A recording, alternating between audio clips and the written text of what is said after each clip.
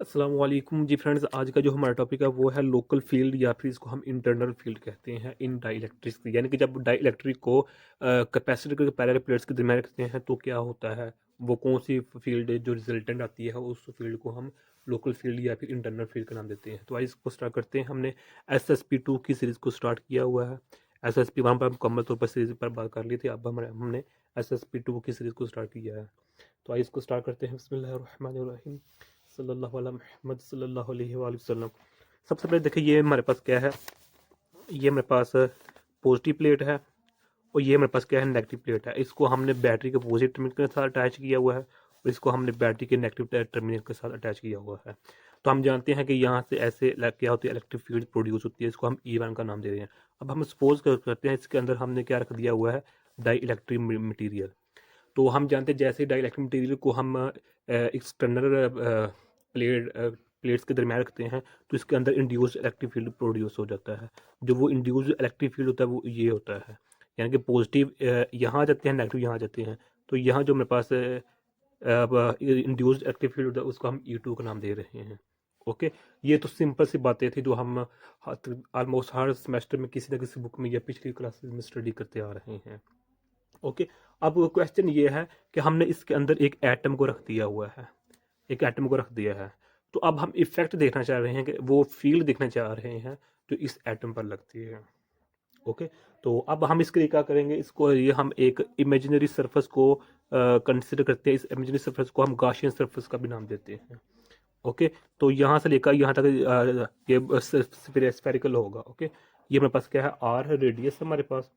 ये मेरे पास हो गया काम। अब हम बात करते हैं इसके जो हमारे पास है कि यहाँ, अच्छा यहाँ क्वेश्चन ये होता है कि यहाँ जो ये एटम है इस पर कितनी इलेक्ट्रिक फील्ड लगेंगी। एक तो ये है, एक तो ये है। दो तो हमें जाहिर तौर पर नजर आ, लेकिन इधर 4 इलेक्ट्रिक फील्ड लगती हैं। वो 4 इलेक्ट्रिक फील्ड कौन कौन सी लगती हैं और वो कैसे लगती हैं, वो ये दो ये होगी। तीसरी ये है कि इस जो यहाँ होगा, यानी कि इसके ऑपोजिट पॉजिटिव चार्ज आ जाएंगे और यहाँ नेगेटिव चार्जेस आ जाएंगे। ओके, जो हमने गाशियन सरफेस लिया होगा या जो जो हमने इमेजिनरी सरफेस लिया हुआ है। ओके, तो अब इसका भी एक इलेक्ट्रिक फील्ड होगा जिसको हम E3 का नाम देते हैं। और E4 वो होगा जो इस स्फीयर के अंदर, इस स्फीयर के अंदर जो हमारे पास एटॉमिक डाइपोल्स होंगे।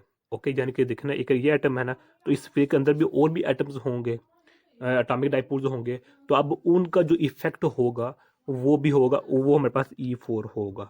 अब हम जानते हैं, पहले एक छोटा सा कंसेप्ट समझ ले कि अगर हम सिर्फ एक पॉजिटिव प्लेट की वजह से इलेक्ट्रिक फील्ड फाइंड करना चाह रहे हैं, वो हमारे पास E1 इज इक्वल टू होगा पॉजिटिव 2E0 R होगा।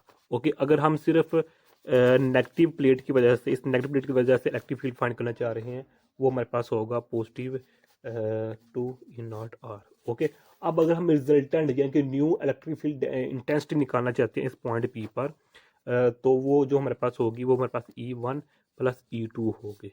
ओके, इन दोनों को हम कंबाइन करते हैं। तो जब इन दोनों को कंबाइन करेंगे तो हमारे पास रिजल्टेंट क्या आएगा, हमारे पास रिजल्टेंट ये आएगा। ओके हो गया। अब इस रिजल्ट को हम इधर यूज करेंगे, इन रिजल्ट को यूज नहीं करेंगे, वो एक सेपरेटली केस है। इधर हम एक कंबाइनिंग केस देख रहे हैं। तो ये मेरे पास होगा, अब जो मेरे पास E1 है वो हमारे पास क्या होगा, सिग्मा ओवर E0। इसको हम इक्वेशन नंबर 1 का नाम दे देते हैं। अब जो मेरे पास E2 होगा वो हमारे पास ये होगा। ओके, इसके साथ नेगेटिव भी आएगा। अब ये नेगेटिव क्यों आएगा, क्योंकि E1 की डायरेक्शन इस जानिब है और E2 की डायरेक्शन इसके यानी कि 180 के एंगल पर है, तो लिहाजा इधर हमारे पास क्या आएगा, नेगेटिव आएगा। और इधर हमें P भी लगा लेते हैं। ये P क्यों, क्योंकि पोलराइजेशन हुई है।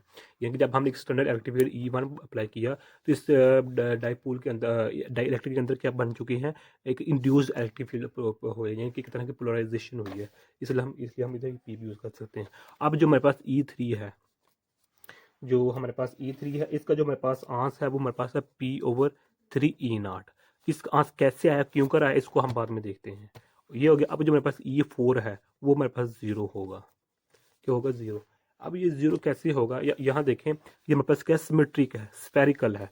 और हम जानते हैं जब भी हमारे पास स्फेरिकल में हम इलेक्ट्रिक फील्ड फाइंड करते हैं हमारे पास क्या होती है, 0 होती है। अब चूंकि ये देखें जो एटम लिया हुआ है वो हमने सेंटर पर लिया हुआ है। हाँ, अगर ये एटम यहाँ होता या यहाँ होता तो हमारे पास जो सॉरी, ये इलेक्ट्रिक फील्ड 0 है, तो इधर हमारे पास इलेक्ट्रिक फील्ड नॉन जीरो आनी, लेकिन अब एटम हमारे पास बिल्कुल सेंटर में पड़ा हुआ है, तो जिसकी वजह से हमारे पास इलेक्ट्रिक फील्ड क्या होगी, जीरो होगी। अब जो लोकल फील्ड है, इंटरनल फील्ड है, वो हमारे पास क्या है, E1 plus E2 plus E3 plus E4 के इक्वल है। E4 तो जीरो है, ये क्या है, P/3 E0 है, E2 क्या है, नेगेटिव सिग्मा ओवर E0 है, और ये सिग्मा ओवर E है। ओके, तो अब इन दोनों का पहले हम फाइंड कर लेते हैं। ओके, E0 है, तो इसको जब हम सोल्व करेंगे तो हमारे पास क्या आंसर आएगा इसका, E0, तो ये P है, नेगेटिव EP है, यानी कि ये वाला P है। ओके, तो इसको पैरेलल हमारे पास है, ये हमारे पास है, तो इसको हम एक नाम देते हैं, एक न्यू नाम देते हैं, जो हमारे पास इलेक्ट्रिक फील्ड है, ये हमारे पास। ओके, तो अब क्या करेंगे हम, ये हमारे पास E हो गया, और ये प्लस P/3 E हो गया, और ये हमारे पास लोकली L लिख रहे हैं या I लिख रहे हैं, एक ही बात है। तो ये हमारे पास रिजल्टेंट के रिजल्ट है जो हम निकालना चाहते थे, ये हमारे पास, ये हम निकालना चाहते थे लोकल फील्ड या फिर इंटरनल फील्ड इन डायरेक्ट्रिक्स, वो हमारे पास ये निकल आया है। अब हम बात करते हैं जो हमारे पास इक्वेशन नंबर 3 है, इसका आंसर कैसे आया और क्यों कर आया, वो हम देखने की कोशिश करते हैं। तो सबसे पहले देखें कि जो हमारे पास DE3 है, यानी कि जो हमारे पास ये है, ये मेरे पास क्या होगा, DQ/, यानी कि इधर हमने फार्मूला अप्लाई किया, उस फार्मूला को आपको इधर E खत्म, D खत्म कर, इधर D खत्म, तो मेरे पास क्या फार्मूला बन जाता है ना। तो अब यहाँ क्या है, हम स्मॉल पोर्शन के लिए देख रहे हैं, तो इधर भी D, इधर भी D हमने यूज कर लिया। इसको हम इक्वेशन नंबर M इक्वेशन का नाम देते हैं। अब हम जानते हैं कि जो मेरे पास पोलराइजेशन होती है वो इसकी इक्वल होती है। अब जो PN है वो क्या है, DQ/DS है, यानी कि जो मेरे पास P है वो Q/S की इक्वल है। ओके, तो यहाँ हमने Q/S लिख लिया। अब Q इधर लेंगे, S को इधर जगह में क्या कर देंगे, मल्टीप्लाई कर देंगे। इसको हम इक्वेशन नंबर N का नाम दे देते हैं। ये मेरे पास कौन सी इक्वेशन है, हमारे पास N इक्वेशन है।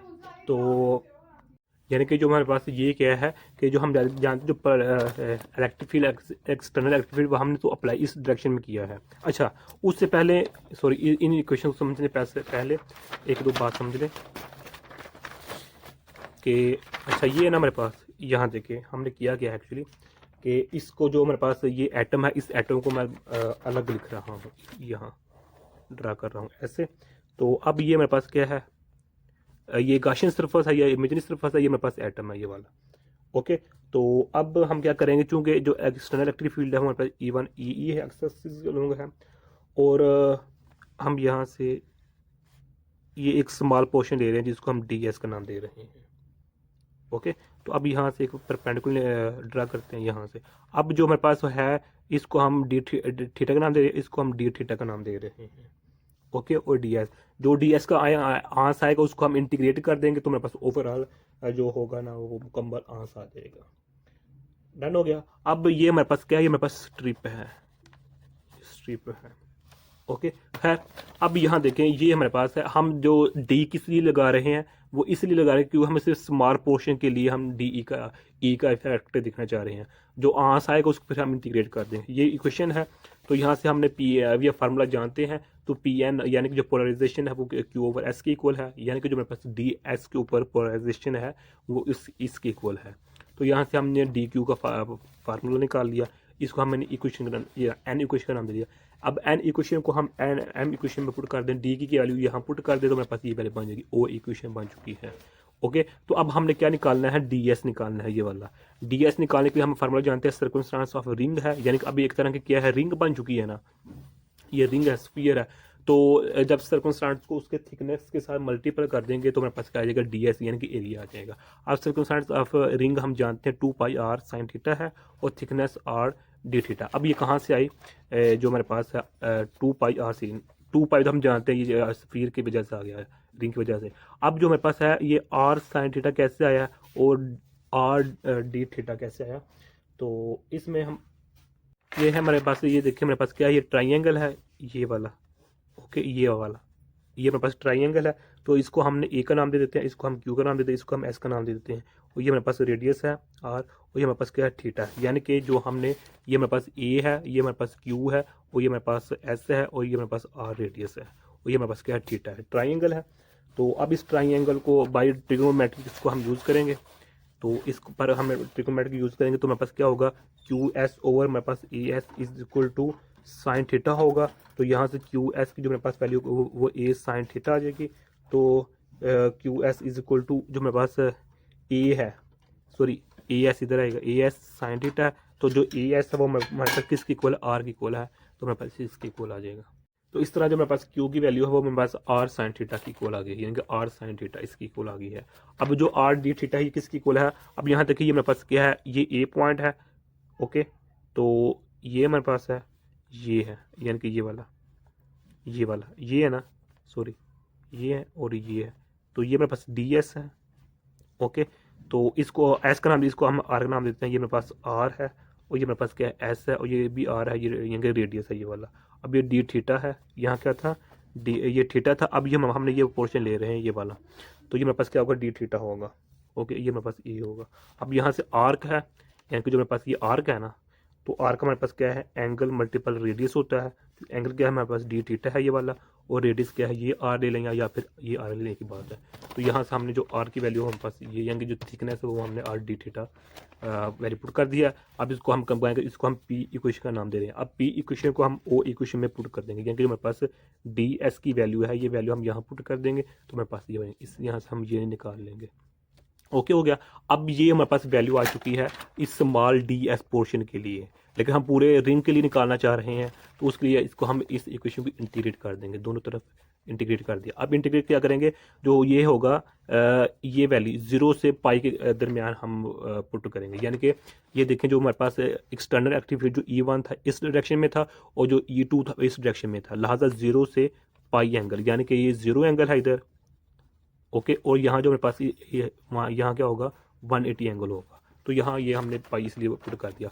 अब इसको जब हम सोल्व करेंगे तो सोल्व किस तरह करेंगे, जो मेरे पास ये देखिए काज है, ये काज स्क्वायर है ना, तो इस एक काज को हम एक्स की इक्वल कर देते हैं। तो इसको जब हम डिफरेंशिएट करेंगे तो हमारे पास ये आ जाएगी वैल्यू। तो अब जो मेरे पास ये माइनस है, इस माइनस को हम इधर भी लिख सकते हैं। अब साइन थीटा डी थीटा की क्या है, साइन थीटा है, इसको यानी कि मैं सेपरेटली लिख ले रहा हूँ, 2 दफ़ा है, स्क्वायर है तो 2 दफ़ा लिख सकता हूँ। अब जो मेरे पास साइन थीटा और डी थीटा है, इसकी जगह मैं ये वैल्यू पुट कर सकता हूँ, नेगेटिव डी थीटा।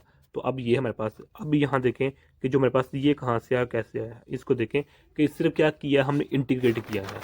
यानी कि जो मेरे पास ये है ना 0 से पाई है, तो इधर मेरे पास कॉस स्क्वायर है, यानी कि 0 से पाई है और कॉज स्क्वायर है थीटा। आप पहले पाई पुट करें फिर 0 पुट करें, यानी जब पाई पुट करेंगे तो मेरे पास आंसर क्या आएगा जी, जब हम जानते हैं जो कॉज पाई के इक्वल होता है तो वो हमारे पास -1 के इक्वल होता है। तो जब हम 0 पुट करेंगे तो वो हमारे पास +1 आता है, लेकिन ये -1 फार्मूले का आ जाएगा, तो हमारे पास ये आंसर आ जाएगा। डन हो गया। तो अब हमारे पास क्या आ गया, -2 आ गया। इसका जो मेरे पास है वो क्या आ गया, -2 इधर आएगा, वो ये है, ये देखिए। चलिए मैंने डायरेक्ट बता दिया, तो हम एक दो स्टेप में मजीद फर्जी से लिख सकते हैं। ये मेरे पास आ गया, तो यहाँ से ये निकाला, यहाँ से ये निकाला, तो -2 है, तो -2 नेगेटिव से क्या हो जाएगा, पॉजिटिव हो जाएगा इधर। तो वो 2 ऊपर है, 6 नीचे है, तो कैंसिल होगा, 3 आ जाएगा। अब ये मेरे पास E3 की वैल्यू आ चुकी है, जो कि हमने इधर निकाली थी, ये देखें ये वाली। अब इसको हमने यहाँ पुट कर दिया है, तो हमारे पास लोकल फील्ड यानी इंटरनल फील्ड इन डाइलेक्ट्रिक्स आ चुका है, जब हमने उस डाइलेक्ट्रिक को एक एक्सटर्नल पैरेलल प्लेट्स के दरमियान रखा है। तो ये मेरे पास वैल्यू आ चुकी है। तो यही आज का हमारा इतना सा टॉपिक था। जज़ाकल्लाहु खैरा।